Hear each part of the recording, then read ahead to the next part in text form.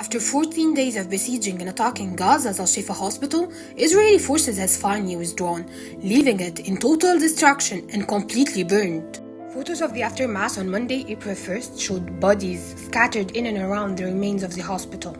Some of the bodies appeared to have their hands and feet tied, while others had been crushed by tanks or bulldozers. Medical crews found at least 300 bodies, many of them decomposed, according to the Palestinian Ministry of Health.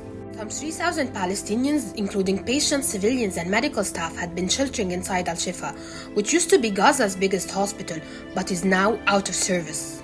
The Israeli military had already raided Al-Shifa in November, claiming that it was being used as an operational command center by Hamas. However, 4 months later, it still has failed to provide concrete evidence to support its claim. On March 18, the Israeli military issued a statement saying it was performing a precise operation at Al-Shifa, claiming that Hamas has regrouped inside and was using it to command attacks against Israel. Israeli forces then stormed the hospital with tanks and guns, arresting and killing hundreds of people. Photos and videos on social media showed Israeli forces blindfolded and kidnapped dozens of civilians, including doctors and nurses. Human rights group Euromed Monitor said on March 27 that Israeli forces had executed 13 children aged between 4 and 16 by direct shooting them in and near Al-Shifa during the siege. Several Palestinian outlets reported that Dr. Muhammad Anuno was killed for refusing to leave his patients and the injured behind. Israeli forces also arrested several journalists covering its attack, with an unknown number still missing. Euromed Monitor also documented several incidents of the Israeli military using Palestinian civilians as human shields